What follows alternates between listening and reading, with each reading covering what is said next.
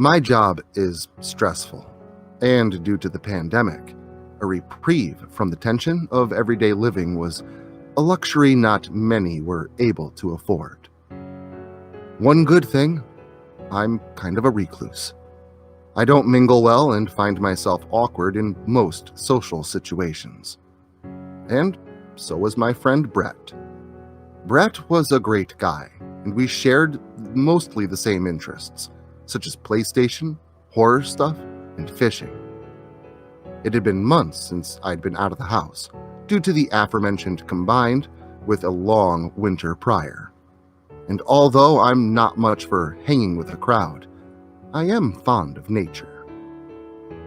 Brett had a spare kayak that he'd let me use from time to time when we'd go out on the water, and he'd always wanted to fish a secluded portion of a river nearby, someplace you could only get to on foot after a long and arduous walk through a dense forest. The weather had long since become warm with the season, and I had been feeling really burnt out at work.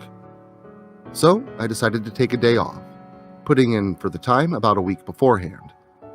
Though my job itself is basically a bag of dicks, my boss is a pretty decent guy most of the time.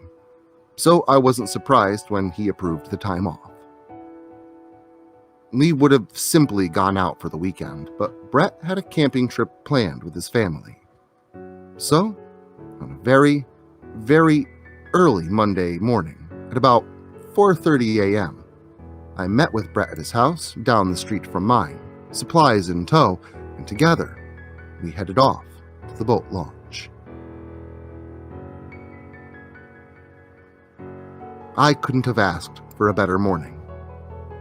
The sun was still dipped low below the horizon, but its incoming and waxing light illuminated the sky in an orangish golden hue that, with the beams of light that cascaded through the cumulus clouds above, lent a depiction that couldn't have been that unlike heaven itself.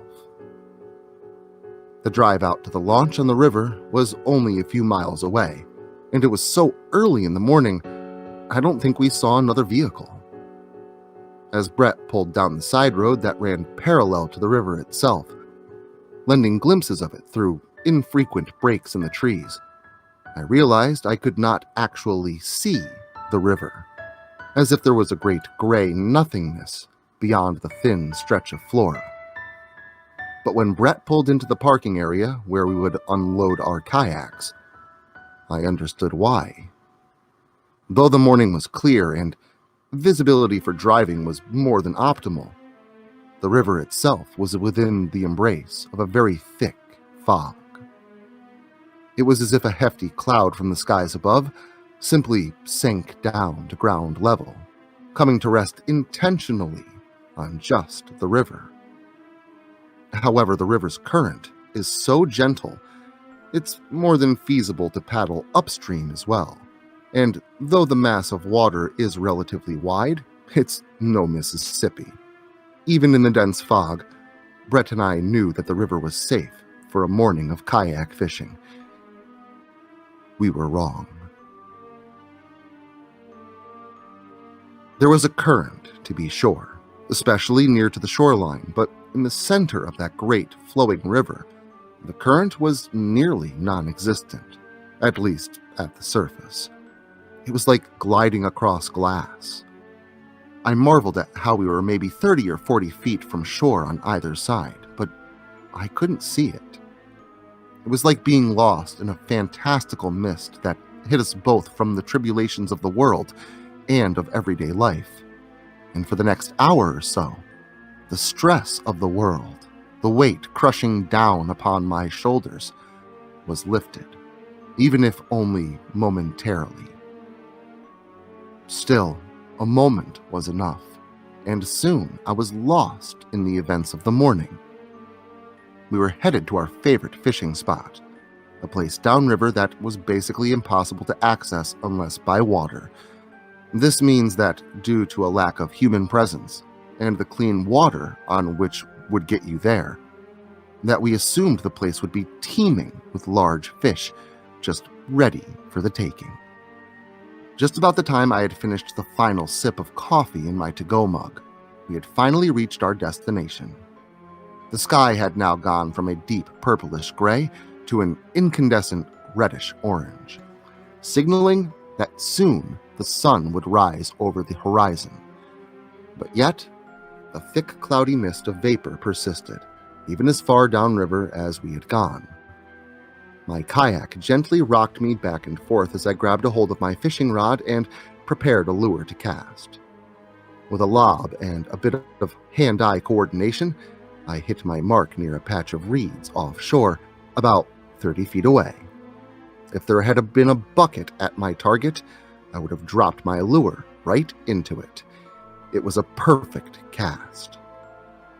Brett was still rigging his line as I began my first retrieve, and I got my first bite. Now, kayak fishing can be pretty intense, depending on the size of the fish. A decent-sized lunker can give you a tow as he fights to get free, or a fisherman's sleigh ride, as it were. Within seconds, I had the thing up to the kayak via the small net. It was one of the biggest smallmouths I'd ever seen. I marveled at this beast of a creature as I excitedly threaded my stringer through its gills. A few locals warned people about coming here, saying that mysterious accidents have happened on this stretch of river over the years, all unexplainable, like a grown adult, fully capable of swimming, drowning in less than 6 feet of water. But most others simply claim that no one comes this far to fish due to its aforementioned inaccessibility. Brett and I figured that there would be big fish here, and we were certainly right. Though it's an old superstition that to catch a fish on your first cast is bad luck, I'm not one for superstitions. But I should have been. For about 30 minutes, Brett and I lingered about, bobbing in the water on this particular stretch of river, casting and recasting our lines in hopes of landing another big one. It wasn't long before the lazy current of the water had caused me to drift a little closer to shore, close enough to just barely see the tree line at its edge, and just far enough away from Brett that I had lost him in the fog behind me. Eyeing a good spot to sink a lure, I whipped my casting arm and flung the spinnerbait through the air, once again landing another perfect cast.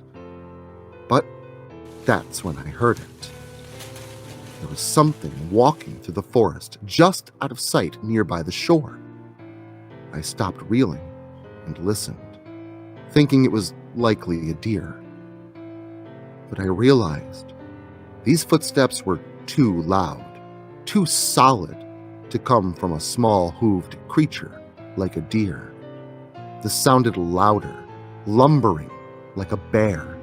But whatever it was getting closer to the river's edge, ever closer to me. I finished reeling my bait to the tip of my rod and began slowly paddling backwards, away from the shore.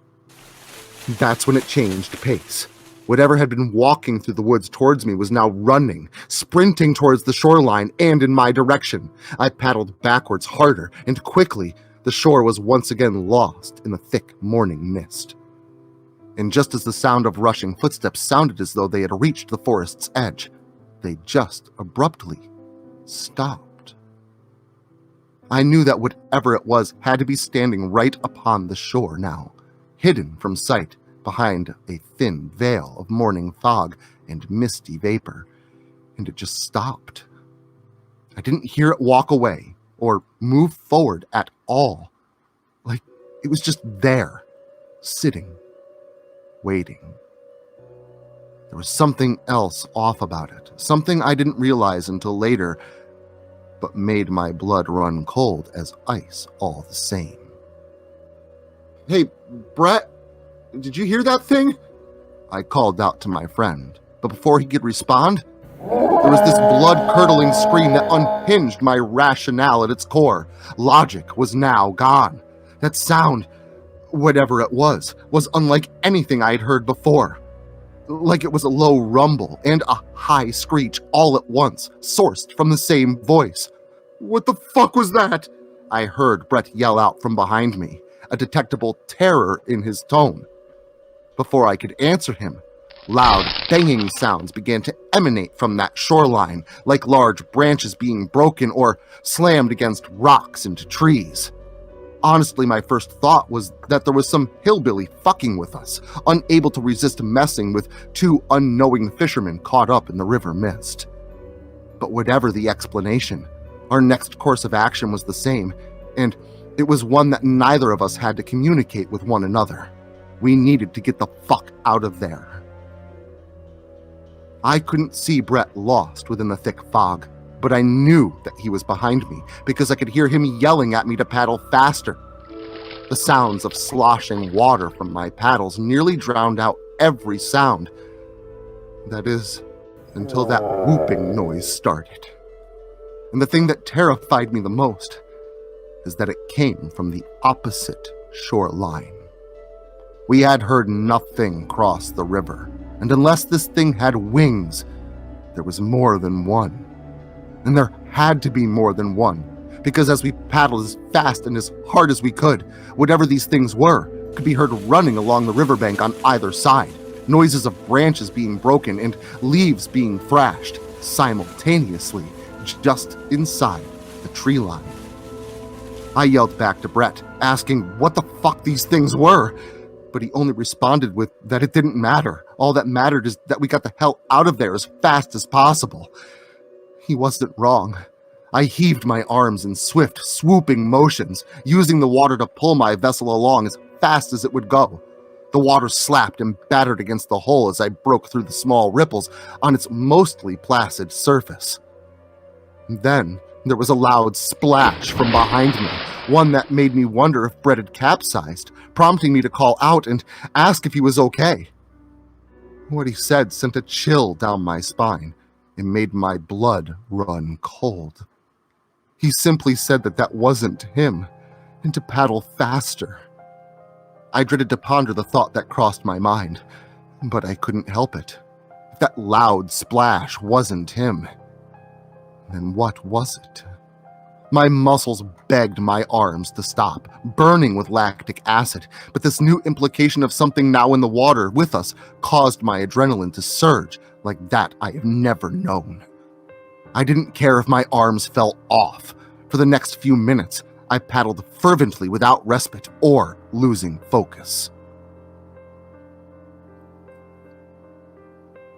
Soon, the fog began to clear and our point of launch was in sight.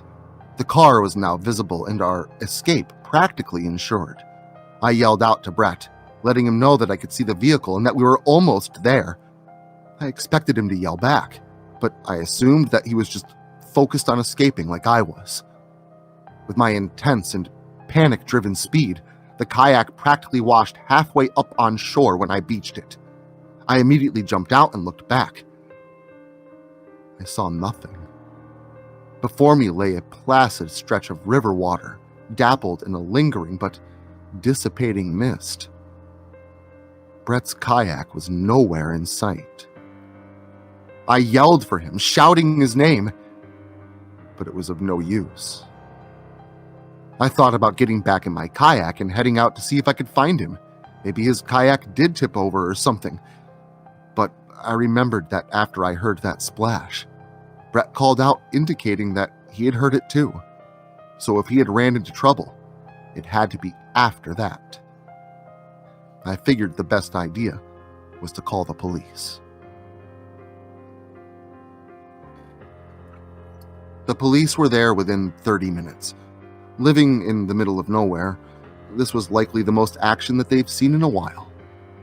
Being such a small community and not a whole lot of pending investigations being undergone by the local police, the search party was massive. Not only did the police, their dogs, volunteers, and all the rest search both sides from our point of launch to where everything happened, they searched the other direction as well, and fanned off deep into the forest on both sides. They even searched the river itself. After 3 days, the police reduced their search, but did not lose interest. Brett not being able to be found was one thing, but his kayak was another story entirely. How could both he and his large kayak simply disappear without a trace. 5 days after Brett disappeared, we would be left with more questions than answers. A small group of volunteers decided to once again head downriver and search the area one last time, thinking maybe someone missed something. Later that afternoon, they would phone the police, telling them that they had discovered a corpse. Brett's body was found floating in the river, and even though no one could explain how he ended up there after not being found in that exact spot only a few days earlier, his death was ruled an accidental drowning, which made no sense. It just wasn't possible. Whatever had been running through the forest had a clear cadence to the steps, and less of a lumbering thrashing, as if it were bipedal. How come no one ever found Brett's kayak? In the coup de grace, there was no water found in Brett's lungs. This meant that he couldn't have drowned. I still don't know what's really out there, but what I do know for sure is that something terrible hides in the river mist.